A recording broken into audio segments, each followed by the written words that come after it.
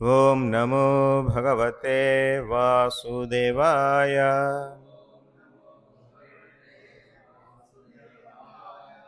ఓం నమో భగవతే వాసుదేవాయ.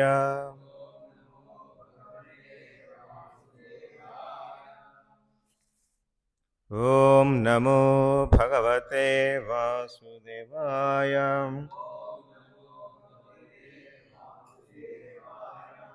హరే కృష్ణ.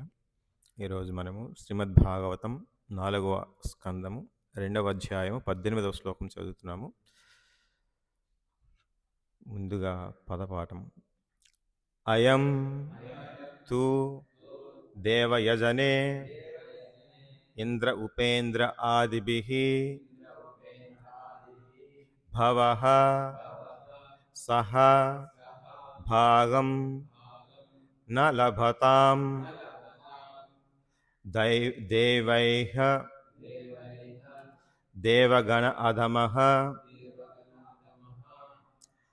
అయం తు దేవయజన అయం తు దేవయజన ఇంద్రోపేంద్రాదిభిర్భవః ఇంద్రోపేంద్రాదిభిర్భవః సహభాగం న లభతాం సహభాగం న లభతాం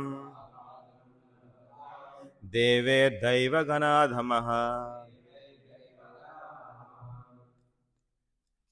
అయం తు దేవయజన ఇంద్రోపేంద్రాభిర్భవః సహభాగం న లభతాం దేవైర్దేవగణాధమః. అయం తు దేవయజన ఇంద్రోపేంద్రాభిర్భవః సహభాగం న లభతాం దేవైర్దేవగణాధమః.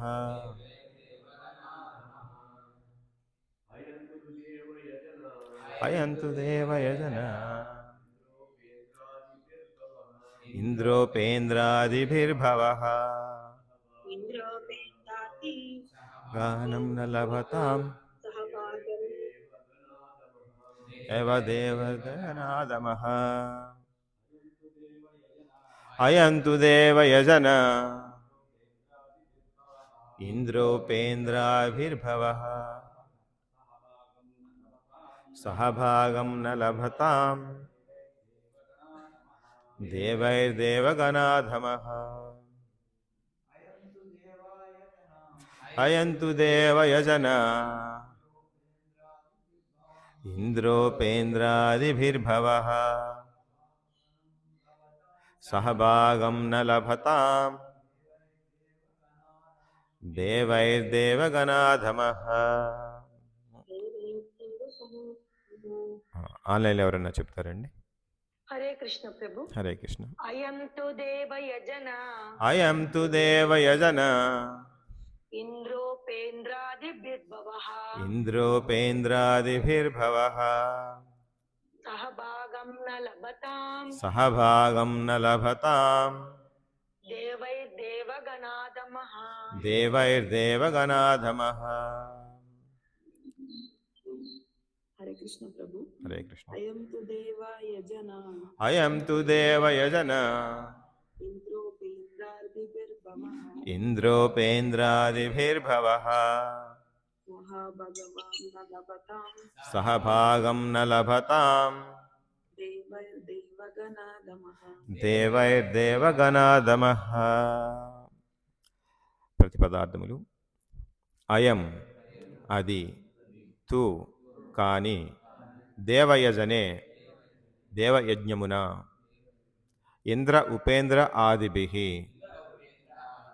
ఇంద్ర ఉపేంద్రాదులతో, భవః శివుడు, సహ పాటుగా, భాగం భాగమును, న లభతాం పొందకుండుగాక, దేవైః దేవతలతో పాటు, దేవగణ అధమః దేవతలందరిలో అధముడు, భాష్యము చెప్పిన శిలాప్రభుపాలు, అనువాదము భాష్యము బై శిలాప్రభుపాదకు జయము. దేవతలు యజ్ఞభాగమును పొందుటకు అర్హులైనను దేవాధముడగు ఈ శివుడు యజ్ఞభాగమును పొందకుండుగాక. భాష్యం చెప్పిన శిలాప్రభుపాదకి జయ. ఈ శాపకారణమున శివునికి యజ్ఞభాగము లోపించినది. ఈ సందర్భమున శ్రీ విశ్వనాథ చక్రవర్తుల వారు వ్యాఖ్యానించుచు, దక్షుని శాపకారణమునే శివుడు ఇతర దేవతలతో అందరినూ లౌకిక స్వభావము కలవారే అయినటువంటి దేవతలతో పాటుగా భాగము పంచుకొనేటి ఉపద్రవం నుండి రక్షింపబడినాడని అనిరి. శివుడు దేవదేవుడు శ్రీకృష్ణుని పరమభక్తుడు. దేవతల వంటి లౌకిక వ్యక్తులతో కలిసి భాగము పంచుకొనుట లేదా కూర్చుండుట అతనికి తగినది కాదు. ఆ విధముగా దక్షుని శాపము పరోక్షముగా వరదానమే అయినది. ఏలయన ఇప్పుడు శివుడు పరమ లౌకికులైన ఇతర దేవతలతో కలిసి భుజించుటకు గాని కూర్చుండుటకు గాని అవసరము లేదు. ఈ విషయమున గౌరీ కిషోరదాస బాబాజీ మహారాజులు మనకు ఒక చక్కని ఉపమానమును నెలకొల్పిరి. బహిర్భూమి ప్రాంతమునందు కూర్చుని ఆయన హరే కృష్ణ మహామంత్రము జపించేవారు.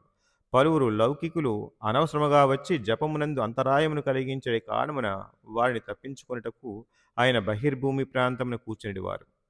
అచట అసహ్యకర పరిస్థితి మరియు దుర్గంధము కారణమున వారు ఆయన దగ్గరకు వెళ్ళేవారు కారు. కానీ గౌరీ కిషోర్దాస్ బాబాజీ మహారాజులు ఎంతటి మహానుభావులనగా ఓం విష్ణుపాద శ్రీమద్ భక్తి సిద్ధాంత సరస్వతి గోస్వాముల వంటి మహాత్ముడే ఆయనను గురువుగా అంగీకరించిరి. సారాంశమేమనగా భక్తి యోగ నిర్వహణలో అతనుకు అవాంతరము కలిగించే లౌకికులను దూరముగా నుంచుటకే శివుడు తనదైన పద్ధతిలో వర్తించినాడు.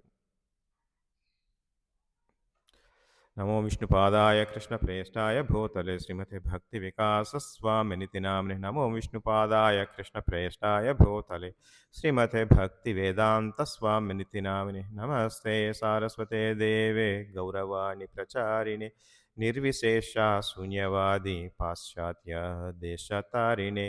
జయ శ్రీకృష్ణ చైతన్య ప్రభు నిత్యానంద శ్రీ అద్వైత గదాధర శ్రీవాసాది గౌర భక్త వృంద. హరే కృష్ణ కృష్ణ కృష్ణ హరే హరే, హరే రామ రామ రామ హరే హరే. హరే కృష్ణ. మనం ఈరోజు 18వ శ్లోకం చదివాం. కానీ ఇంతకుముందు 17వ శ్లోకం కూడా మనం చర్చించాల్సి ఉంది. 16వ శ్లోకం వరకు మనం మాట్లాడుకున్నాం. 17వ శ్లోకం నేను చదువుతాను. మైత్రేయ ఉవాచ వినిద్వైవం స గిరిశం అప్రతీపహం అవస్థితం దక్షోథాపి ఉపస్పృశ్య క్రుద్ధః సప్తుం ప్రచక్రమే. మైత్రేయుడు ఇంకనూ ఇట్లు పలుకసాగాను. తనకు విరోధి అయినట్లుగా కూర్చొని ఉన్న శివుని గాంచిన దక్షుడు అంతటా జలమును స్పృశించి ఇట్లు శపించెను. అంటే ఇక్కడ మైత్రేయముని చెబుతున్నారన్నమాట. ఈ విధంగా కంటిన్యూ చేస్తున్నారు. ఏంటి ఈ విధంగా మనకి ఇంతకుముందు 4-5 శ్లోకాల్లో చూసినట్టయితే దక్షుడు శివుని దూషిస్తున్నాడు, బాగా దూషించాడు. చివరిగా ఏమైంది, ఈ చేతిలోకి నీరు తీసుకుని శపించారు. ఏమని శపించారు? దేవతలు యజ్ఞభాగమును పొందుటకు అర్హులైనను దేవాధముడగు ఈ శివుడు యజ్ఞభాగమును పొందకుండుగాక అని చెప్పేసి శపించారు. కాకపోతే ఇక్కడ మనకి భాష్యంలో శ్రీ విశ్వనాథ చక్రవర్తి ఠాకూర్ వారు వ్యాఖ్యానించినటువంటి ఒక విషయం చెప్పారు. ఇక్కడ ఏమైందంటే శివుడు కూడా ఇతర దేవతలతో సమానంగా కాకుండా చాలా ఉన్నతమైన వ్యక్తి అని చెప్పేసి, అతను దేవతలతో కూడా పోల్చదగిన వాడు కాదు, జీవుల్లోనూ పోల్చదగిన వాడు కాదు, దేవతలతోనూ దేవతలు కూడా ఒక మనుష్య జాతికి సంబంధించిన వాళ్ళే. కానీ వీటితో ఎవరితోనూ పోల్చకూడదు, ఈయన చాలా ఉన్నతమైన వ్యక్తి అని చెప్పేసి చెబుతూ శ్రీ చక్రవర్తి ఠాకూర్ వాళ్ళు ఇదొక మంచిదే జరిగింది ఈ యొక్క శాపం వల్ల శివుడికి. ఎంచేతంటే రజోగుణ స్వభావులైనటువంటి ఈ దేవతలతో పాటుగా కూర్చుని ఈ భాగాన్ని తీసుకోవాల్సిన అవసరం లేదు ఆయనకి అని చెప్పేసి చెబుతూ ఒక మంచిగానే చెప్తున్నారు అక్కడ. అంటే మనకి చూస్తాం, మనకి శివుడికి దేవతలకి మనం పోల్చుకున్నట్టయితే దేవతలు ప్రతి ఒక్కరు కూడా వాళ్ళ యొక్క శారీరక లక్షణాలను బట్టి, వాళ్ళ యొక్క అలంకారాన్ని బట్టి మనం చూస్తే వారు కూడా ఎంతో కొంత రజోగుణంతో ఉన్నట్టుగానే కనిపిస్తుంది. చాలా తేజోమూర్తులై ఉంటారు, కాకపోతే చాలా విలాసవంతంగా కూడా ఉంటారు. ఆ విధంగా భోగాల్ని అనుభవిస్తూ ఉంటారు. ఇంద్రుడి దగ్గర నుంచి దేవత రాజులైన ఇంద్రుడు కూడా అదేవిధంగా భోగాన్ని అనుభవిస్తూ ఉంటారు, ఐశ్వర్యాన్ని, ఆ యొక్క అధికారాన్ని. ఈ సౌకర్యాలని అన్నిటిని కూడా అనుభవిస్తూ ఉంటారు. కానీ అటువంటి ఐశ్వర్యము లేకపోతే అటువంటి భోగాలకి అనుభవించే అధికారం ఉన్నప్పటికీ కూడా శివుడు అటువంటి పనులు చేయకుండా ఏం చేస్తుంటాడు? వైరాగ్యంగా, పూర్తి వైరాగ్యంతో మనకి శ్మశానంలో నివసిస్తూ, శ్మశానంలో ఉన్నటువంటి చితాభస్మం రాసుకుంటూ, తమోగుణయుతులైనటువంటి జీవులతో కలిసి ఉంటారు. ఎందుకని? తమోగుణయుతులైన జీవులుని రక్షించడానికి, వాళ్ళని ఉద్ధరించడానికి ఈయన. చూడండి, ఎవరైతే దేవతలు ఎలా ఉంటారు, దేవతలకి వీళ్ళందరూ కూడా వ్యతిరేకులు. రాక్షస గుణాలతో ఉన్నవాళ్ళు లేకపోతే తమో గుణంతో ఉన్నవాళ్ళు ఖచ్చితంగా వారు దేవతల దగ్గరికి కూడా వెళ్తారు. ఎవరి దగ్గరికి వెళ్ళాలి? ఇంకా వారిని ఆదుకోవడానికి, రక్షించడానికి శివుడు ఆ విధమైన భారం తీసుకున్నారు, ఆ విధమైన బాధ్యత తీసుకున్నారు. అంతేగాని శివుడు ఏమాత్రం కూడా పూర్తిగా తమో గుణంలో ఉన్నటువంటి వ్యక్తి కాదు, తమో గుణ లక్షణాలతో ఉన్నటువంటి వ్యక్తి కాదు. ఆయన శివుడు అంటే శుభకరుడు, మంగళకరుడు అని చెప్పేసి అర్థం. ఆయన పేరులోనే ఉన్నట్టుగా ఆయన కార్యక్రమాల్లోనూ ఆయన ఇచ్చేటువంటి వరాల్లోనూ కూడా అలాగే ఉంటుంది. భగవంతుడు ఎప్పుడు శివుడు అంతమాట కూడా దైవ గుణాలు, వైష్ణవ లక్షణాలు కూడి ఉంటారు ఆయన. అందుకనే క్షమాభావంతో ఈయన దక్షుడు ఎంత దూషిస్తున్నా సరే ఆయన ఏమాత్రము ఈ నిందలకి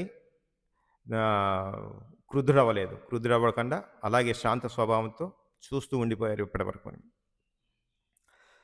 చూద్దాం తర్వాత అధ్యాయాలు ఏం జరుగుతుందనేది చూద్దాం. ఇప్పటివరకు అయినా అలాగే ఉండిపోయారు. ఈ విధంగా మనకి శివుణ్ణి మామూలు జీవులతో కానీ లేకపోతే జీవుల్లో కల్లా అత్యున్నతమైన వ్యక్తులతో లైక్ దేవతలతో కూడా పోల్చదగిన వాడు కాదు, అంతకన్నా ఇంకా గొప్పవాడు, ఉత్తముడు అని చెప్పేసి చెబుతూ ఈ దేవతలగానే ఉత్తముడు అని చెప్పేసి ఇక్కడ కరాఖండిగా చెప్పారు. మనం కూడా అంటాం వైష్ణవానాం శంభు అంటే వైష్ణవుల్లో శంభు శివుడు చాలా ముఖ్యమైన వాడు, ఉత్తమమైన వాడు అని చెప్పేసి చెబుతాం. ఆయనకి ఖచ్చితంగా ఈ వైష్ణవ లక్షణాలన్నీ ఆయనలో ఉన్నాయి.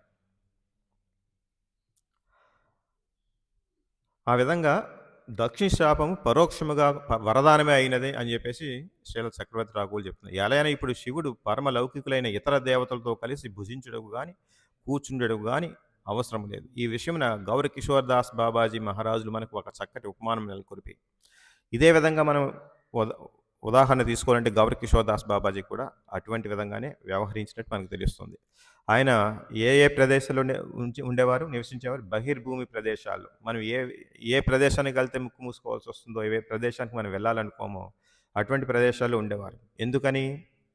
జనరల్గా బాబాలు కనిపించిన వెంటనే అందరూ వాళ్ళ దగ్గరికి వెళ్ళి మొక్కుకుని లేకపోతే పూజలు అది చేసేసి వారితో వరాలు పొందాలి లేకపోతే వారితో ఆశీస్సులు పొందాలి అని చెప్పేసి కోరుకుంటుంటారు. అటువంటి వారి నుండి దూరంగా, అటువంటి వారి బెడదను తప్పించుకోవడానికి ఆయన బహిర్భూమిలో నివసించేవారు.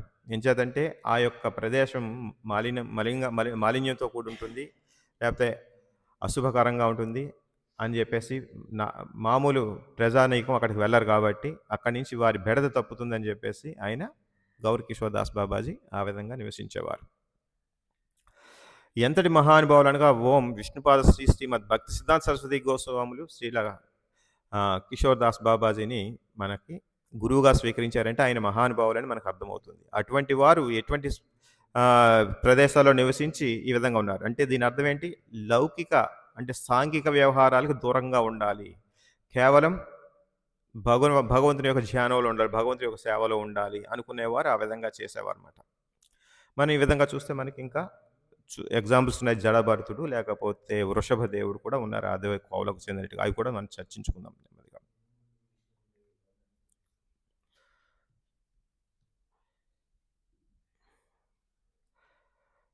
ఇక్కడ మనకి చెప్పబడింది యజ్ఞాల భాగాన్ని ఈ దేవతలందరికీ తీసుకుంటారు, కానీ దేవతలో ఒకడైన శివుడు మాత్రం ఈ భాగాన్ని తీసుకోవడానికి అర్హుడు కాదు, అతనికి ఈ యొక్క భాగం చెందకూడదని శపించారు.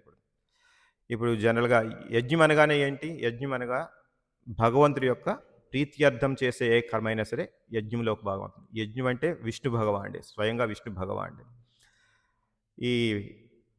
అంటే ఏ యొక్క కార్యక్రమాలు విష్ణు భగవాన్ యొక్క ప్రీత్యర్థం కాకుండా మన స్వలాభం కోసం కానీ మన అనుభవించడానికి కానీ చేసినట్టయితే అదేం జరుగుతుంది? మనకి ఈ యొక్క బద్ధ కారణంగా అవుతుంది. అంటే ఈ లౌకిక జీవనానికి భద్రం అయిపోతుంది. అంటే ఎప్పుడైతే ఈ యొక్క కార్యక్రమాలన్నీ భగవంతుని ప్రీత్యర్థం కాకుండా మీ స్వంత లాభం కోసం చేసుకున్నారో మళ్ళీ మళ్ళీ ఈ కర్మ బంధనాలకి చిక్కుపోయి మళ్ళీ మళ్ళీ సంసార బంధనంలో పడి మళ్ళీ జీవం పొందాల్సిన అవసరం వస్తుంది. అలా కాకుండా మొత్తం మీరు చేసే కార్యక్రమాలన్నీ కూడా భగవంతుడికి విష్ణు ప్రీత్యర్థం చేయాలని చెప్పేసి మనకు చెప్పబడింది. యజ్ఞార్థాత్ కర్మణ్యోన్యత్ర లోకోయం కర్మబంధన, అంటే ఏ విషయం అయితే మీరు భగవంతుని ప్రీత్యర్థం చేయరో అది మీకు బంధనం అయిపోతుందని చెప్పేసి చెబుతూ, యజ్ఞం అంటే విష్ణు భగవానుడని, మీరు చేసే ప్రతి కార్యక్రమం ప్రతి యజ్ఞము కూడా భగవంతుడి యొక్క భోక్తగా భగవంతుడి విష్ణు ప్రీత్యర్థమే ఉంటుందని చెప్పేసి చెప్తాను. భోక్తారం అని చెప్పేసి ఉంది కదా యజ్ఞ తపసాం. అదే 3.9 అధ్యాయంలో 9వ శ్లోకంలో ఈ విధంగా చెప్పబడింది. అంటే ఏంటి అంటే యజ్ఞం ఏం చేస్తుంది, మనకి ముక్తిని ఇస్తుంది, మనకి ఉద్ధరింపబడతాం, మనకి ఈ యొక్క భవసాగరం నుంచి ముక్తి ఇవ్వబడుతుంది. ఇలా ఈ విధంగా ఎప్పుడైతే కార్యక్రమాలు చేస్తే మీకు దాంట్లో ఉన్నటువంటి పుణ్యం కానీ పాపం కానీ మీకు అంటుకోదు, అంతా పుణ్యమే. అది పుణ్యం కూడా మీరు అనుభవించాల్సిన అవసరం లేదు. ఈ విధంగా భగవంతుని యొక్క ప్రీత్యర్థం చేస్తారు. లేకపోతే ఆ పుణ్యం కానీ పాపం కానీ మీకు అంటుకుంటే దాన్ని అనుభవించక మళ్ళీ మళ్ళీ భావసాగరంలో పడాల్సి వస్తుందని చెప్పేసి చెప్తున్నారు. మనకి ఇప్పుడు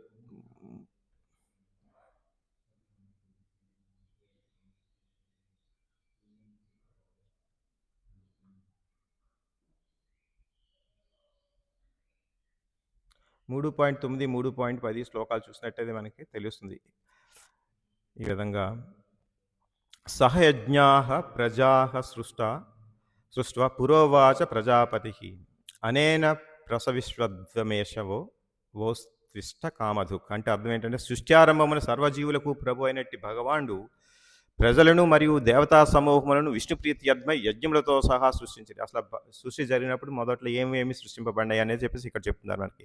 3వ అధ్యాయం భగవద్గీత 3వ అధ్యాయం 10వ శ్లోకంలో ఈ విధంగా చెప్పబడింది. సృష్టి ఆరంభమున సర్వజీవులకు ప్రభు అయినటువంటి విష్ణు భగవానుడు ప్రజలను సృష్టించారు. ప్రజలతో పాటు దేవతలను కూడా దేవతా సమూహములను కూడా సృష్టించారు. విష్ణు ప్రీత్యర్థమై యజ్ఞముతో సహా సృష్టింపబడింది. వీరందరూ యజ్ఞము, దేవతలు, ప్రజలు అందరూ కూడా ఒక్కసారిగా సృష్టింపబడ్డారు. ఎందుకని జగత్తునకు పంపుతూ ఈ యజ్ఞములచే మీరు సంపన్నులు కండి, ఎందుకనగా వీని ఆచరణ మీ సుఖమయ జీవనముకు మరియు బంధ విముక్తికి కావలసిన సర్వాభీష్టములను నెరవేర్చును అని పలికి ఆశీర్వదించారు. ఇప్పుడు సృష్టి ఆరంభన ప్రజలను సృష్టించారు. దేవతలు ఎవరు? ఈ ప్రజల యొక్క పాలకులు, లోక పాలకులు వాళ్ళందరూ. ఎప్పుడైతే ఈ ప్రజలు యజ్ఞాలు చేస్తారు, అంటే ప్రతి కార్యక్రమం కూడా భగవంతుని యొక్క ప్రీత్యర్థం చేస్తారో అప్పుడు ఈ యజ్ఞంలోని భాగాలు దేవతలందరికీ ఏ ఏ భాగాలు ఇవ్వబడతాయో ఆ భాగాలు వెళ్ళి వారందరూ కూడా సంతృప్తి చెంది మనకు కావాల్సినటువంటి అవసరాలను తీరుస్తారు. అంటే వర్షం లేకపోతే వెలుతురు, గాలి ఇవన్నీ కూడా సక్రమంగా మనకి అందుతాయని చెప్పేసి చెప్పారు. ఈ విధంగా యజ్ఞములు, దేవతా సమూహములు, ప్రజలు ఒక్కసారిగా సృష్టింపబడి వారి యజ్ఞములతో సంపన్నులు కండి, యజ్ఞాలు చేయండి, మీరు కావాల్సిన అవసరాలను పొందండి, దేవతని సంతృప్తిపరచండి అని చెప్పేసి చెబుతూ ఇదే విధంగా బంధ విముక్తికి కావాల్సిన అన్ని రకాల విషయాల్ని మనకి సమకూర్చినట్టుగా చెప్పబడుతుంది. ఈ సర్వజీవులకు ప్రభు అయిన భగవానుడు విష్ణు భగవాన్ చేత సృష్టింపబడిన భౌతిక జగత్తు బద్ధ జీవులకు భగవద్ధామం తిరిగి చేరుకునేందుకు ఒక అవకాశంగా ఇవ్వబడింది. ఈ యజ్ఞం అనేది ఒక అవకాశంగా ఇవ్వబడింది. దీని ద్వారా మీకు కావాల్సినటువంటి ఐశ్వర్యాలు సృష్టించుకుని మరీ భగవంతుడి సేవలో ఉండాలని చెబుతూ ఈ విధంగా బంధ విముక్తులు కావడానికి ఒక అవకాశంగా ఇవ్వబడిందని చెప్పేసి చెప్తున్నారు. ఇదే యజ్ఞాలు మీ యొక్క స్వంత లాభాని కోసం లేకపోతే మీ యొక్క భోగాల కోసం యజ్ఞాలు చేసినట్టయితే అది మిమ్మల్ని బంధిస్తుందని చెప్పేసి చెప్తున్నారు.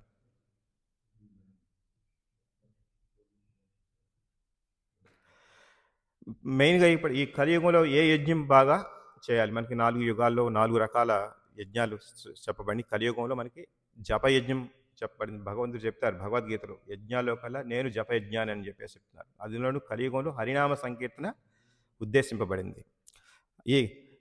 ఈ కలియుగంలో ఏం చేస్తారంటే కలియుగంలో మేధా సంపన్నులు నిత్య పార్షదులతో కూడి ఉండేది భగవానుడిని సంకీర్తన యజ్ఞంతో పూజించెదరు. ఎవరు? మన చైతన్య మహాప్రభు. కృష్ణవర్ణం త్విషాకృష్ణం సాంగోపాంగాస్త్ర పార్షదం యజ్ఞై సంకీర్తన ప్రాయే యజంతి సుమేధస.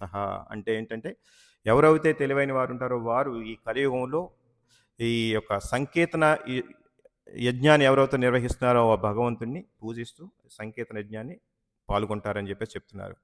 వైదిక సాహిత్యంలో తెలుపబడినట్టుగా ఇతర యజ్ఞ నిర్వహణలు ఈ కలియుగంలో సులభం కాదు. కాబట్టి మనకి జపయజ్ఞం అనేది ఈ కలియుగంలో ఉద్దేశింపబడింది. దాన్ని తెలివైన వారు పాటిస్తారని చెప్పేసి చెప్తున్నారు. అలాగే మనకి ఈ యజ్ఞములచే తృప్తి చెందిన దేవతలు కూడా మీకు ప్రీతిని కలిగించురు. ఎప్పుడైతే ఈ యజ్ఞాలు సక్రమంగా జరిగి ఈ దేవతలందరికీ భాగం చేరబడిందో అప్పుడు దేవతలు ప్రీతి కలుగుదురు. అట్లు మానవులు మరియు దేవతల నడుమ పరస్పర సహకారంతో అందరికీ శ్రేయస్సు అని చెప్పేసి చెప్పారు ఈ శ్లోకం భగవద్గీత 3.14. ఇప్పుడు ఈరోజు శ్లోకంలో ఏం చెప్పింది మనకి, ఈ యొక్క దేవతలకితో పాటుగా ఈ యొక్క భాగం శివుడికి చెందాల్సిన భాగం చెందకుండుగాక అని చెప్పేసి చెప్పించారు. ఈ విధంగా సమతుల్యం ఏర్పడదు. దేవతలకు వెళ్ళాల్సినటువంటి భాగం పూర్తిగా వెళ్ళినట్టుగా శివుడికి వెళ్ళాల్సిన భాగం శివుడికి వెళ్ళదు. ఈ విధంగా మనకి లోకాలకి శ్రేయస్కరం కాదని చెప్పేసి చెబుతున్నారు. ఈ లోక కార్యాలన్నీ నిర్వర్తించడం కొరకు నియమించబడిన పాలకులే దేవతలు. దేవతలంటే ఈ లోక పాలకులు. ఈ ప్రతి జీవి యొక్క దేహాత్మల పోషణార్థమై అవసరమైన గాలి, వెలుతురు, నీరు మరియు ఇతర వరాలన్నింటినీ సమకూర్చు కార్యము అట్టి దేవతలకు ఇవ్వబడిన. సహాయకులైనట్టి అసంఖ్యాక దేవతలు దేవాది దేవుని దేహంలోని భాగాలు. చూడండి, ఈ దేవతలందరూ కూడా భగవంతుడి యొక్క దేహ భాగాలతో చెప్పబడ్డారు. అసంఖ్యాకంగా ఉన్నారు. 3 కోట్ల మంది, 30 కోట్ల, 3 కోట్ల దేవతలు ఎంతమంది? 30 కోట్ల. అంతమంది దేవతలు కూడా భగవంతుడి యొక్క దేహ భాగాలతో పోల్చబడి. అట్టి దేవతల తృప్తి మరియు అసంతృప్తులు అనేది మానవుల యజ్ఞాచరణపై ఆధారపడిన. కొన్ని యజ్ఞాలు కొందరు ప్రత్యేక దేవతల తృప్తి కొరకై ఉద్దేశించబడినను యజ్ఞాలన్నింటిలోనూ ప్రధాన భక్తుగా విష్ణు భగవాన్ని చూడండి, చాలామంది చాలా రకాల యజ్ఞాలు చేస్తుంటారు దేవతల్ని సంతృప్తిపరచడానికి. ఏదేమైనప్పటికీ కూడా ఆయా దేవతలు ఏ విధంగానూ భోక్తలు కాదు. ఈ యొక్క యజ్ఞాల్ని అనుభవించేది, భోగించేది విష్ణు భగవాన్ మాత్రమే. దేవతల ద్వారా తీసుకోవచ్చు, కానీ మొత్తానికి భోగించేది విష్ణు. ఎందుకంటే ఈ యొక్క లోకపాలకుడు కాబట్టి వారికి కూడా యజ్ఞ భాగాలను తీసుకునే అధికారం విష్ణు భగవాన్ చేత ఇవ్వబడింది. అలాగే శివుడు కూడా ఒక ఎటువంటి ఆయన ఈ యొక్క లోకపాలకుడు అంటే ప్రళయానికి నెక్స్ట్ దుష్ట శక్తుల్ని కంట్రోల్ చేసేటువంటి బాధ్యతలో ఉన్నారు ఆయన శివుడు. ఆ విధంగా ఆ యొక్క బాధ్యతలో ఉన్నట్టుగా ఉన్నందుకను ఆయనకు కూడా యజ్ఞ భాగం చేరాల్సి ఉంటుంది. అది విష్ణు భగవాన్ యొక్క అనుగ్రహం. ఆ విధంగా చేరకపోతే ఇది సమతుల్యం కాదని చెప్పేసి చెబుతున్నారు. ఏదేమైనా సరే 5.29లో ఏం చెప్తారు? భోక్తారం యజ్ఞ తపస్సాం అని చెప్తారు. ఎటువంటి యజ్ఞాలు, ప్రతి యజ్ఞానికి భోక్త విష్ణు భగవానుడే. ఈ దేవతలు వారి భాగాలు తీసుకున్నా సరే అవి విష్ణు భగవాన్ యొక్క భోగం కోసం ఉన్నాయని చెప్పేసి అంటున్నారు. యజ్ఞాచరణం ఇతర అనేక లాభాలను చేకూర్చును. చివరికి అవి భౌతిక బంధాల నుండి విముక్తి కూడా ప్రసాదించును. అనగా సమస్త కర్మలు శుద్ధిపడును. ఆహార శుద్ధౌ సత్వశుద్ధి, సత్వశుద్ధౌ ధ్రువా స్మృతిలాభే సర్వగ్రంథీనాం విప్రమోక్ష అని చాందోగ్యోపనిషత్తులో చెప్పబడింది. యజ్ఞాచరణతో ఏమవుతుంది? ఆహార పదార్థాలు శుద్ధమవుతాయి. శుద్ధమైన ఆహారం భుజించడం చేత ఒకరి అస్తిత్వం పవిత్రమగును. జీవిత అస్తిత్వము పవిత్రము కాబడుటతో స్మృతిలోని సమస్త సూక్ష్మ గ్రంథులు పవిత్రమగును. ఎప్పుడైతే ఆహారం శుద్ధి అవుతుందో మీ ఆలోచన, మీ స్మృతి అంతా కూడా శుద్ధమవుతుంది. అట్లు స్మృతి పవిత్రమైనప్పుడు ఒకటి మోక్ష మార్గమును గూర్చి చింతించగలం. ఎప్పుడైతే మీ యొక్క బుద్ధి, మనస్సు ఇవన్నీ కూడా ఆలోచనలు ఇవన్నీ కూడా పవిత్రమవుతాయో, శుద్ధమవుతాయో అప్పుడు మీరు మోక్షం గురించి ఆలోచించడం, భగవంతుని గురించి ఆలోచించడం, భగవంతుడి యొక్క భక్తియుక్త సేవ గురించి ఆలోచించడానికి మీ మనస్సు ఆతురత చూపిస్తుంది. ఈ విధంగా యజ్ఞాచరణ అంటే భగవంతుడి కోసం కార్యక్రమాలన్నీ చేయాలని చెప్పి చెబుతున్నారు. ఇవన్నీ కలిసి చివరికి ప్రస్తుత మానవ సమాజంకు అత్యవసరమైన కృష్ణ చైతన్యం దారిది. ఎప్పుడైతే ఈ విధంగా ఉంటామో మనకి కృష్ణ చైతన్యం మీద ఆసక్తి కలుగుతుంది.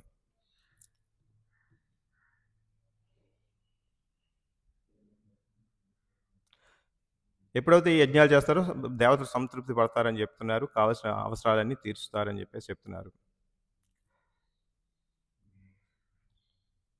అలాగే మొదట యజ్ఞమును అర్పింపబడిన ఆహారము స్వీకరించుడు చేత భగవద్భక్తులు అన్ని రకములైన పాపముల నుండి విముక్తులగుదురు. తమ ఇంద్రియ భోగము కొరకే ఆహారము సిద్ధము చేసుకుని వారు కేవలము పాపమే భుజించుదురు. ఎవరైతే భగవంతుడికి నైవేద్యం పెట్టకుండా భుజిస్తారో, ఆ ఆహారం భుజిస్తారో వాళ్ళని ఏమని చెప్తున్నారు? ఇలా పాపంనే భుజిస్తున్నట్టుగా చెప్తున్నారు. కాకపోతే భక్తులు ఏం చేస్తారు? భగవంతుడికి ఆహారం అర్పించి దాన్ని ప్రసాదంగా స్వీకరిస్తారు. వారికి అన్ని రకముల పాపముల నుండి విముక్తులవుతారు. వాళ్ళకి పాపములు అంటుకోవని చెప్పేసి చెప్తున్నారు.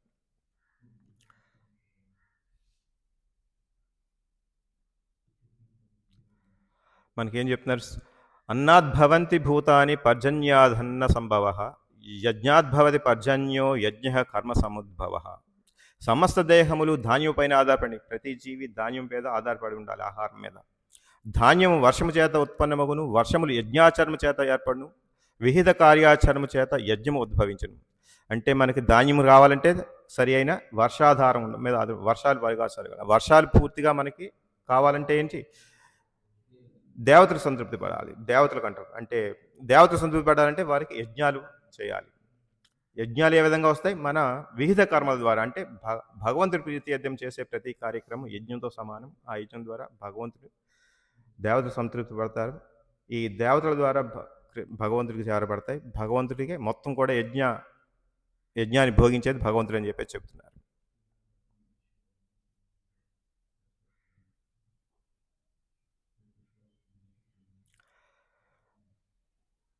ఎలాగైతే శరీరములోని సమస్త అవయవాలు శరీరమును సేవించినట్లుగా ఆ దేవతలందరూ భగవంతుని సేవించుదురు. ఇంద్రుడు, చంద్రుడు, వరుణుడు వంటి దేవతలు సృష్టి పరిపాలన కొరకు నియమింపబడిన అధికారులు ఒకటి చేత వారి ప్రీతి కొరకై వేదాలు యజ్ఞాలను నిర్దేశించారు. యజ్ఞాల ద్వారా సంతృప్తి చెందిన దేవతలు ధాన్యమును సమృద్ధిగా ఉత్పత్తి చేయుటకు అవసరమైన గాలి, వెలుతురు, నీటిని సమకూర్చుదురు. శ్రీకృష్ణ భగవాన్ని పూజించినచో సహజముగానే అతని దేహాంగములైన వివిధ దేవతలు కూడా పూజించినట్లు అవుతారు. ఎప్పుడైతే భగవంతుని పూజిస్తామో శ్రీకృష్ణ భగవాన్ని, దేవతలందరూ కూడా సంతృప్తి పడతారు. మనకి చెప్తారు ఏ విధంగా అయితే చెట్టు మూలానికి వేరుకు నీరు పోస్తే చెట్టు అంతా కూడా ఏ విధంగా పోషింపబడుతుందో, దాని యొక్క స్కందాలు లేకపోతే ఆకులు ఏ విధంగా పోషింపబడుతుంది, అదేవిధంగా భగవంతుడు కృష్ణ భగవాన్ని లేకపోతే విష్ణు భగవాన్ని ప్రీత్యర్థం చేసిన కార్యక్రమాలన్నీ దేవతలందరికీ సంతృప్తికరంగా ఉంటాయని చెప్పేసి, ఆ విధంగా చేస్తే మీకు కావలసినటువంటి నీరు, వెలుతురు, గాలి అన్నీ సమకూర్చబడతాయి. ఆ విధంగా మనకు కావాల్సిన అవసరాలను తీరుతాయని చెప్పి చెప్తున్నారు. ఈ విధంగా శ్రీకృష్ణుని అర్పించబడితే దాన్ని శ్రీకృష్ణుడు భగవంతుడికి అర్పిస్తాం. ఈ విధంగా దేహమును ఆధ్యాత్మికంగా పోషించును. దానితో దేహంలోని గత పాపాలు నశించుటే కాకుండా భౌతిక ప్రవృత్తిలోని సమస్త కల్మషం నుండి కూడా దేహము విడిపడును. ఏదైనా అంటువ్యాధి వ్యాపించినప్పుడు వ్యాధి నిరోధక ఔషధాలు అంటువ్యాధి నుండి మానవుని రక్షించినట్లుగా విష్ణువు నివేదించబడిన ఆహారం భౌతిక విషయాసక్తి నుండి మనల్ని రక్షించు. చూడండి, ఎప్పుడైతే భగవంతుడి నైవేద్యం పెట్టిన ప్రసాదం తింటామో మనకి భౌతిక ఆసక్తులు తగ్గుతాయి అని చెప్పేసి, భౌతిక ఆసక్తి తగ్గి భగవంతుని యొక్క సేవకి మనకు ఆసక్తి కలుగుతుందని చెప్పేసి చెప్తున్నారు.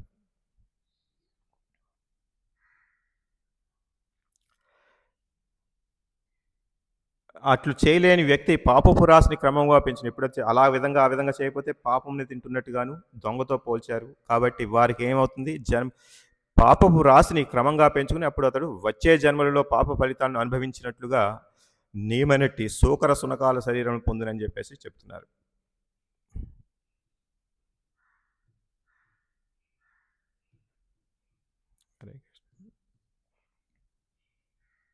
ఈ విధంగా యజ్ఞం అనేది ఎందుకు చేయాలి, యజ్ఞాల వల్ల వచ్చే మనకి ఎందుకు చెప్పబడింది యజ్ఞాలు చేయాలని చెప్పేసి మనం చదువుకున్నాము. దీంట్లో భాగాలు దేవతలకు వెళ్తాయని, దాంట్లో దేవతల్లో శివుడు కూడా ఒక దేవత కాబట్టి ఆయనకి చేరాల్సిన భాగం చేరాలని చెప్పేసి చెప్పుకున్నాం. ఆయనకి చేరకూడదని ఇప్పుడు దక్షుడు శపించాడు.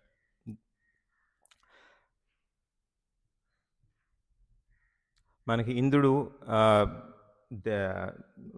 వర్షాలకి ఆధిపత్యం వహిస్తారు. అలాగే సూర్యుడు సన్లైట్, అలాగే వాయు, ఎయిర్, అగ్ని, చంద్ర మనకి వెజిటబుల్స్కి వాటికి వండాల్సినటువంటి రసాన్ని ఆయన దాంట్లో ఇస్తారు. మనకి మనస్సుకి సంబంధించిన దేవత కూడా ఆయన చంద్రుడు. అలాగే వరుణ మనకి కావాల్సిన నీరు అందిస్తారు. ఈ విధంగా అందరూ దేవతలు కూడా ఆయా శాఖలకి అధిపతులు ఉన్నారు కాబట్టి యజ్ఞాల భాగాలు వారికి వెళ్ళాలని చెప్పి చెప్తున్నారు.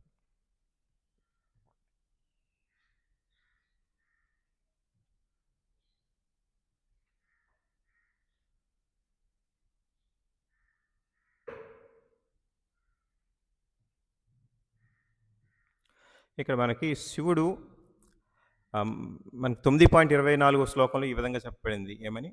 అహానిహి సర్వ యజ్ఞానాం భోక్తాచ ప్రభురేవచ. అంటే ఈ యజ్ఞాలు భాగాలు ఎవరి వారికి దేవతకు వెళ్ళినట్టు అయినప్పటికీ మొత్తం కూడా ఈ యొక్క యజ్ఞ భోక్తని నేనే అని చెప్పేసి చెబుతూ మనకి 9.24 శ్లోకంలో చెప్పారు. ఇక శివుడు మనకి వైష్ణవుల్లో ముఖ్యుడు, ఉత్తమమైన వాడని చెప్తున్నాము. ఆయన ఈ యొక్క యజ్ఞ భాగాన్ని ఆశించి ఏమీ కాదు. ఆయన భగవంతుడిగా ఆయనకి ఈ యొక్క ప్రళయానికి అధిపతి. నెక్స్ట్ ఈ దుష్ట శక్తులకి అధిపతి కాబట్టి ఆయనకి వెళ్ళాల్సిన భాగం ఆయనకి వెళ్ళాలని చెప్పేసి చెప్తూ మనకి శాస్త్రంలో చెప్పబడింది.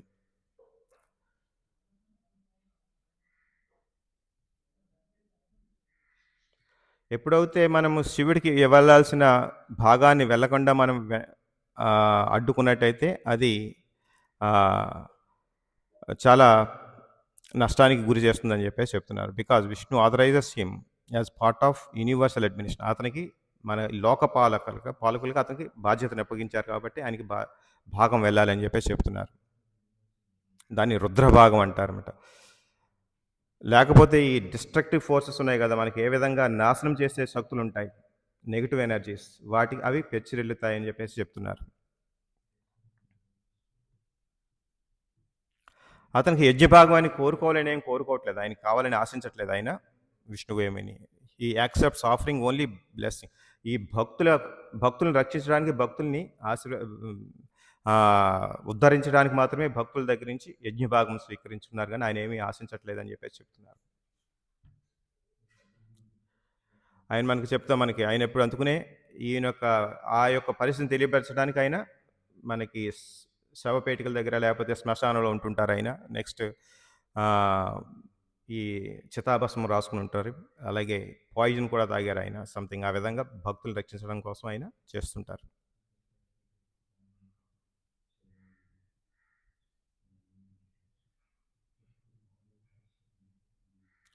ఇక్కడ శివుడు కానీ దేవతలు కానీ యజ్ఞాన్ని అనుభవించారు కాదు, యజ్ఞభోక్తలు కాదు. వారు ఖచ్చితంగా విష్ణు భగవానుడే యజ్ఞభోక్త అని చెప్పేసి మనకి తెలియబడుతుంది.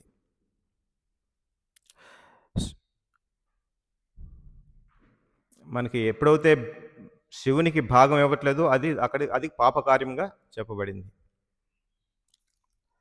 ఈ విధంగా చూసుకున్నట్టయితే మనకి శివుడు లాగానే మనకి వృషభదేవుడు కానీ లేకపోతే జడాభరతుడు కానీ వాళ్ళు కూడా అదే విధంగా వ్యవహరించేవారు. వృషభదేవుడు ఏ విధంగా వ్యవహరించారు చూద్దాం. ఆయన భగవంతుని యొక్క అవతారం. మనకి ఇది వృషభదేవుని గురించి 4వ స్కందంలోనే వస్తుంది ఈ విధంగా. ఆయన వృషభదేవుడు ఎప్పుడు కూడా ఆయన శరీర భావంలో లేరు, శరీర చైతన్యంలో ఎప్పుడు ఉండలేదు ఆయన చెప్పేసి. ఆయన బాడీలీ కాన్షియస్లో లేరు, లేకపోతే అలాగే మిథ్యా ఆత్మభావంలో కూడా ఆయన ఎప్పుడూ లేరు. అలాగే ఈ యొక్క ఇంద్రియాలు సుఖం కోసం కానీ లేకపోతే అసుఖం కోసం కానీ ఎప్పుడు కూడా ప్రాకులాడలేదు. ఆయన ఎప్పుడు ఏ విధంగా జీవించారనేది మనం చదువుతాం.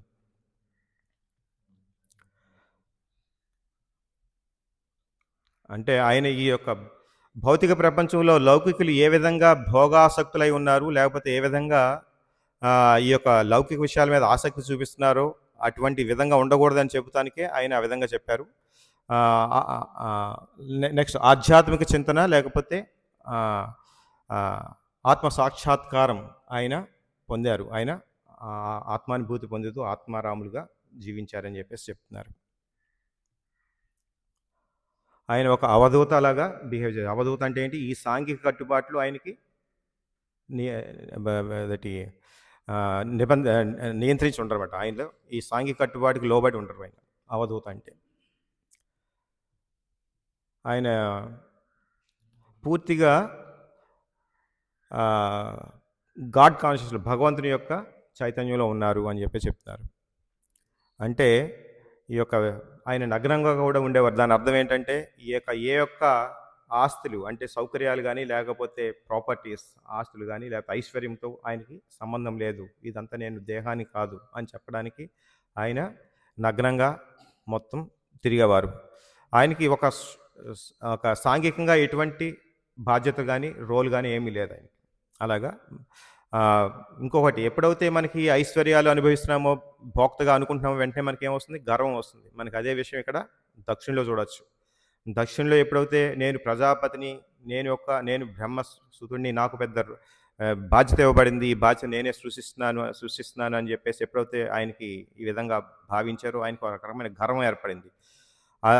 ఆ గర్వంతో ఎదుటివారు ఎటువంటి స్వభావంలో కూడా గ్రహించలేనటువంటి స్థితికి వెళ్ళిపోయారు. ఇక్కడ మనకి పూర్తి వైరాగ్యంతో ఉన్నటువంటి శివుణ్ణి ఆయన నిందించారు. గ్రహించలేకపోయారు. చూడండి, ఎవరైతే పూర్తి వైరాగ్యంతో ఉన్నవారు, లేకపోతే నిజంగా పిచ్చిగా ఉన్నవారు ఒకలాగానే పైకి చూడటానికి ఒకలాగానే ఉంటారు. వారి దేహ పోషణ గాని, లేకపోతే ఈ యొక్క వస్త్రధారణ ఇవన్నీ చూస్తే, బిహేవియర్ ఇవన్నీ చూసినట్టయితే పిచ్చివాళ్ళు, లేకపోతే ఈ యొక్క పూర్తిగా అవధూతలు, లేకపోతే పూర్తిగా వైరాగ్య భావంలో ఉన్నవారు ఇద్దరు కూడా ఒకలాగానే ఉంటారు.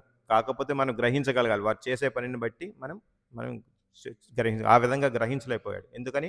ఆయన పూర్తిగా గర్వంతో ఉన్నారు. అంటే అధికార గర్వంతో ఉన్నారు. ఇంకొకటి ఈర్ష్యాభావం కూడా పెంచుకున్నారు. శివుని మీద మొదటి నుంచి కూడా ఆయనకి ఈర్ష్యాభావం ఉంది. ఎప్పుడైతే తన కుమార్తె సతీదేవి శివుణ్ణి కావాలనుకుంటుందో, శివునితో వివాహం ఆడుతుందో, అప్పటి నుంచి కూడా ఒక భావంతో ఉండిపోయారు. ఇతను సరైన వాడు కాదు, ఇతను శ్మశానాల్లో ఉంటాడు, ఇతనికి ఆస్తులు లేవు, ఐశ్వర్యం లేదు, ఇతను భోగించడు, ఇటువంటి వారు మనకి అల్లుడు కాకూడదని చెప్పేసి ఒక ఈర్ష్యాభావంతో ఆల్రెడీ శివుడితో ఒక రకమైనటువంటి అభిప్రాయంతో ఉన్నారు. కాబట్టి ఆయనతో ఈర్ష్యాభావం పెరిగింది. అదేవిధంగా దర్పం వల్ల ఆయన దూషించడం మొదలుపెట్టి ఆయన్ని శపించారు. ఇప్పుడు అటువంటి పరిస్థితిలో ఉన్నటువంటి వృషభదేవుడి మీద కూడా అలాగే ప్రజలు రాళ్ళు విసటం, లేకపోతే మూత్రం పోయటం, లేకపోతే దూషించటం, లేకపోతే ఇటువంటి పనులన్నీ కూడా చేసేవారు. ఈ వృషభదేవుని మీద కుక్కలు మొరవడం, ఇటువంటి విషయాలు కూడా జరిగాయి. కానీ అతను ఎప్పుడు కూడా సైలెంట్గానే ఉండేవారు. నిశ్శబ్దంగా వీటిని పట్టించుకునేవారు కాదు. అంటే ఆయన దేహాత్మభావం లేదు, ఆయనకి దర్పం లేదు, ఆయన గౌరవం ఆశించట్లేదు ఏమని. ఆయన నిందాస్తుతులు రెండూ సమానమే ఆయనకి. ఇటువంటి వైష్ణవులందరికీ కూడా శివుడు కానీ, లేకపోతే వృషభదేవుడు, వీరందరికీ నిందాస్తుతులు సమానమే. ఎవరు కూడా నన్ను గౌరవించాలని చెప్పేసి వాళ్ళు ఆయా రోల్స్లో లేరు. నాకు గౌరవం దక్కాలని శివుడేమి ఆశించి ఆ యొక్క బాధ్యతలు స్వీకరించలేదు. అది ఇవ్వబడింది వారికి.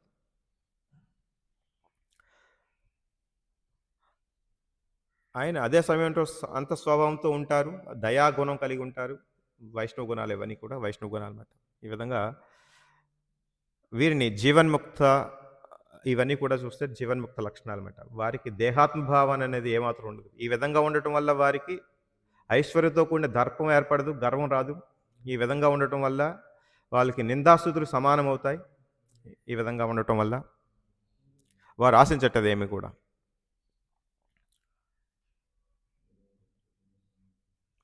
అలాగే ఈ విధంగా చూసి మనం ఈ వృషభదేవుని, లేకపోతే జడాభరతుని మనం ఏమని అనుకరించకూడదు. వారు ఇచ్చినటువంటి జ్ఞానాన్ని మనం తీసుకుని ఆ విధంగా పాటించాలంతే తప్పించి వారిని అనుకరించకూడదని చెప్పేసి మనకి శాస్త్రాల్లో చెప్పబడింది.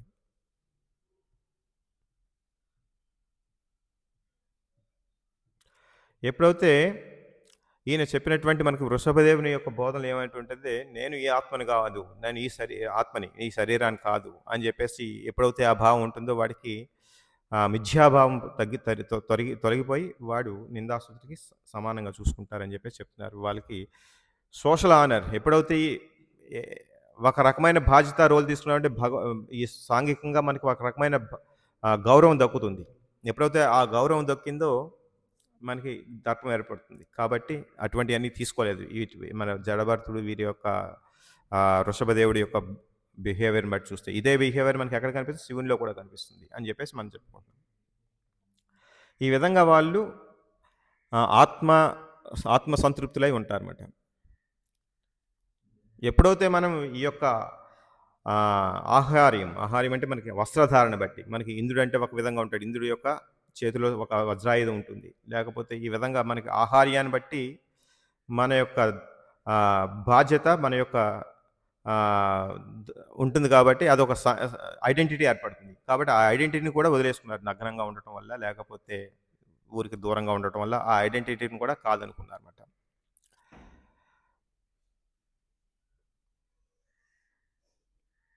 దానివల్ల మనకి మన శుద్ధమైన బుద్ధి, ఆలోచన కలుగుతుందని చెప్పేసి చెప్తున్నారు. అదేవిధంగా ఈ యొక్క మిథ్యా అహంకారం ద్వారా విడిసిన వారే అవుతారని చెప్పేసి చెప్తున్నారు. అలాగే జడభరతుడి గురించి కూడా మనం రెండు రెండు నిమిషాలు మాట్లాడుకుందాం. ఎప్పుడు కూడా జడభరతుడు ఏ విధంగా బిహేవ్ చేశాడు?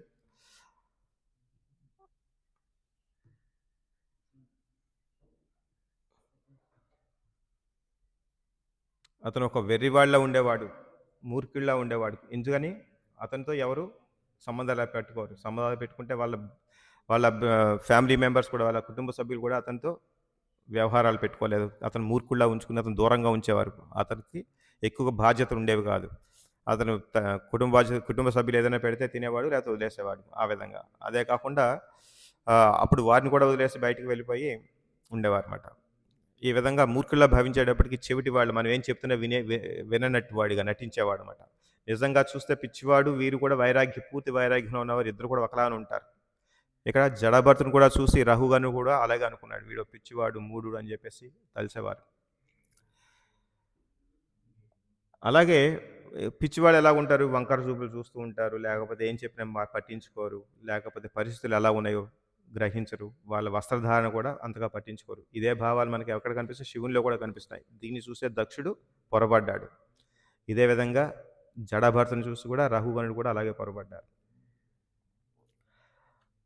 అంటే వీరందరూ కూడా లోకంలో ఉన్నటువంటి సహజమైన అభిప్రాయాలు చాలామందికి ఉంటే ఎలా ఉంటాయి? చాలా ఇటు మంచి డ్రెస్సింగ్ చేసుకుంటే వీడు మంచి సివిలైజ్డ్ అని చెప్పేసి అనుకుంటారు. చాలా నాగరికత కలిగిన వాడంటే వాడు మంచి డ్రెస్సింగ్ చేసుకోవాలి, సూటు బూట్ వేసుకుంటే చాలా నాగరికులు అని చెప్పేసి ఇప్పుడు అందరికీ భావన. అదే భావనతో మనం పాశ్చాత్యులను మనం అనుకరిస్తున్నాం. కానీ మనకి వీరు అలా ఉండరు. నిజంగా ఆత్మానుభూతి చెందిన వాళ్ళు ఏ విధంగా ఉంటారు? ప్రజల లౌకిక సాంఘిక వ్యవహారాలకు దూరంగా ఉంటారు, వాటి మీద అనాసక్తితో ఉంటారు అని చెప్పేసి చెప్పబడింది. ఏదైతే ఈ లౌకికులకి ఇష్టకరంగా ఉంటుందో అది ఈ యొక్క ఆత్మానుభూతి సంపాదించుకునే వాళ్ళకి, ఆత్మానుభూతిలో ఉన్న వాళ్ళకి అది అయిష్టంగా ఉంటుంది. దాని మీద ఫోకస్ ఉండదు. అందుకనే ఈ యొక్క మన కృష్ణ చైతన్యంలో ఉన్న వారిని వాళ్ళందరూ కూడా ఒక విభాగం వాళ్ళు ఈ విధంగా మనల్ని వెటకరించే వాళ్ళు. వీళ్ళకి చేత కాదని, లేకపోతే వీరు దేన్ని పట్టించుకోరు, ఈ సంఘానికి ఉపయోగం లేని వారు అని చెప్పేసి అంటుంటారు. ఆ విధంగా వారు ఈ ప్రజలు లోక అనుభవాల పట్ల తమ యొక్క భావాల్ని వ్యక్తపరచాలని చెప్పేసి చెప్తున్నారు. ఆత్మనే ఈశ్వరుడిగా భావిస్తారు. అలాంటి అంటే ఈ సాంఘికంగా లౌకికులు దూరంగా ఉండాలని ఈ ఒక జడభరతుడు కూడా ఆ విధంగా బిహేవ్ చేశాడని చెప్తున్నారు. యాక్చువల్గా ఈ ప్రకృతి గుణాల వల్ల కలిగిన వికారాలు ఎవరి మనసును తాకవో అతడి జీవన్ముక్తుడు అని చెప్తారు. యాక్చువల్ జీవన్ముక్తుడు అంటే ఈ ప్రకృతి వికారాల వల్ల ఎప్పుడైతే ఈ ఇంద్రియార్థాలతో, ఇంద్రియ విషయాలతో మనకి ఎప్పుడైతే సంపర్కం చెందుతో అప్పుడు ఆ రకమైన భావాన్ని, రసాన్ని వాళ్ళు అనుభవించరు. అటువంటి కోరికలు కలగవు వారికి. ఆ విధంగా ఉన్నటువంటి వారిని జీవన్ముక్తులు అని చెప్పేసి చెప్పబడతారంటారు. సంసార మార్గంలో ఉన్నప్పటికీ అతడు శాంతుడుగా ఉంటాడు. ఇటువంటి గుణాలు కలిగిన వారు ఈవెన్ గృహస్థ కూడా శాంతయుతంగానే ఉంటాడని చెప్పేసి ఉంటాడు. ఆయన బాధ్యతలు ఎటువంటి బాధ్యతలు స్వీకరించినా ఆయన ఓన్లీ బాధ్యతల వరకే చేస్తాడు, అంతేగాని దాని మీద ఆసక్తిని పెంచుకోరు అని చెప్పేసి చెప్తున్నారు.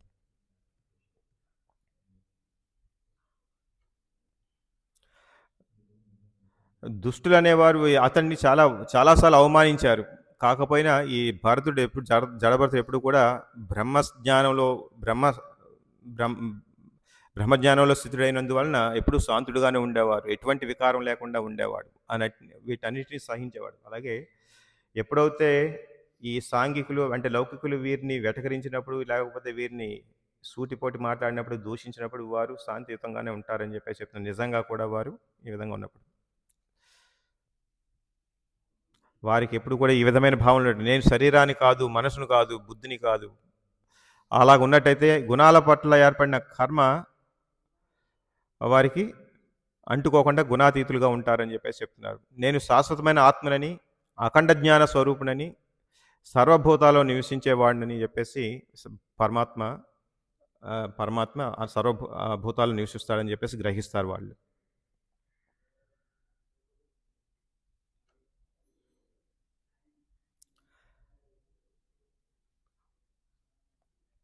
అక్కడ ఈ విధంగా చూసుకుంటే జడభరతుడు ఏమాత్రం వెర్రివాడు కాదు, అతను జ్ఞాని అని చెప్పేసి చెప్పబడింది. అంటే జాగ్రత్త మౌనంగా ఉన్నటువంటి జ్ఞాని అని చెప్పేసి చెప్పబడింది.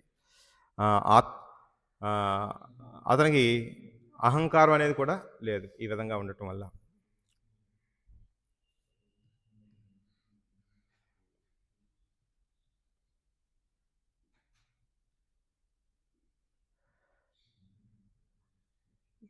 ఈ విధంగా ఈరోజు శ్లోకంలో దేవతలు యజ్ఞభాగాన్ని పొందుటకు అర్హులైనను దేవాధముడవు ఈ శివుడికి యజ్ఞభాగం పొందకుండుగాక అని చెప్పేసి దక్షుడు శివుణ్ణి శాపించడం జరిగింది. అంటే దక్షుడు శివుని యొక్క నిజస్థితిని ఎరగకుండాడు, అంటే తెలుసుకోలేకపోయాడని చెప్పేసి గ్రహించుకున్నాం. ఈ విధంగా మనకి శాస్త్రంలో ఇద్దరు ముగ్గురు జడభరతుడు లేకపోతే వృషభదేవుడు ఏ విధంగా ఉండేవారు అని చెప్పేసి మనం తెలుసుకున్నాం. హరే కృష్ణ. ప్రభు మీరేమైనా యాడ్ చేస్తారా ప్రభు?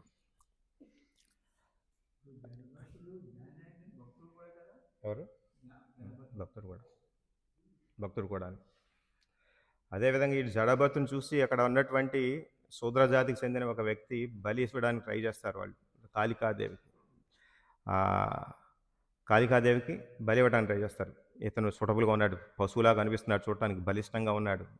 ఇటువంటి వారిని మనకి కాళికాదేవికి బలి ఇచ్చినట్టయితే మనకి వరాలు వస్తాయని చెప్పేసి వాడిని తీసుకెళ్ళి అక్కడ ఇస్తే కాళికాదేవి చూస్తుంది, ఇతను భక్తుడు, పరమ భక్తుడు, వైష్ణవుడు, ఇతన్ని ఈ విధంగా బలి ఇవ్వటం మంచిది కాదని చెప్పేసి వారు ప్రతిఘటించి వారిని పారదోలుతుంది, వాళ్ళని అందరిని చంపేస్తుందన్నమాట.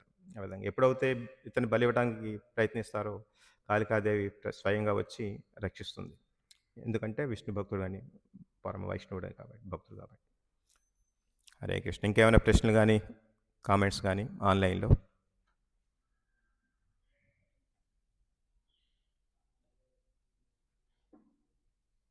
హరే కృష్ణ ప్రభు. హరే కృష్ణ ప్రభు. మన తనకుబేర మణిగ్రీవ కూడా వాళ్ళు ఎక్కువ ఆస్తి ఉన్నప్పుడు, వాళ్ళ తండ్రిది ఏదైతే ఆస్తి ఉన్నప్పుడు బాగా విచ్చలవిడిగా చేయడం వల్ల కూడా పతనావస్థకు గురయ్యారు. అది కూడా యాడ్ చేయొచ్చు ప్రభు. అది కూడా మనం ఇంతకుముందు శ్లోకాలు చెప్పినప్పుడు చర్చించాము. అక్కడ నారద మహర్షికి అమర్యాదగా ప్రవర్తించారు వీరు. ఎవరైతే ఈ యొక్క ఐశ్వర్యం వల్ల లేకపోతే అధికారం వల్ల వచ్చినటువంటి గర్వంతో వారు కన్ను మిన్ను గానక దేవర్షి అయిన నారద మహర్షిని గౌరవించాల్సిన రీతిలో గౌరవించకపోవటం వల్ల నారద మహర్షి ఇక్కడ నారద మహర్షి ఏమైనారంటే ఆయన సత్వగుణంలో ఉన్నారు, ఆయన అందరికీ గురువు లాంటి పొజిషన్ ఉన్నారు కాబట్టి ఆయన వీరిని శపించి ఉద్ధరించారు. ఇక్కడ దక్షుడు మాత్రం వేరే విధంగా తమో గుణంలోనూ లేకపోతే రజోగుణంలో వస్తూ అధికార దర్పంతో శివుణ్ణి దూషించి పతనమయ్యాడు.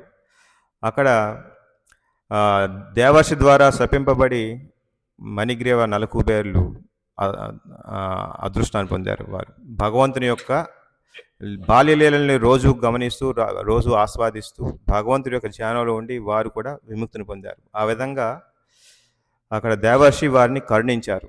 ఈ విధంగా గురువులు కానీ లేకపోతే గురువుల స్థానంలో ఉన్నవారు వారు మనకి శిష్యులకి ఈ విధంగా గుణపాఠం కానీ చెప్పి లేకపోతే శిక్షణ ఇచ్చి రక్షిస్తారు, కానీ వారు ఏమి కూడా కోపంతో మనల్ని శిక్షించినట్టు కాదని చెప్పేసి మనం గ్రహించాలి. హరే కృష్ణ. హరే కృష్ణ. ఓకే, ధన్యవాదాలండి. హరే కృష్ణ. ఇంతటితో సమాప్తం. హరే కృష్ణ ప్రభుజీ. Thank you Prabhuji.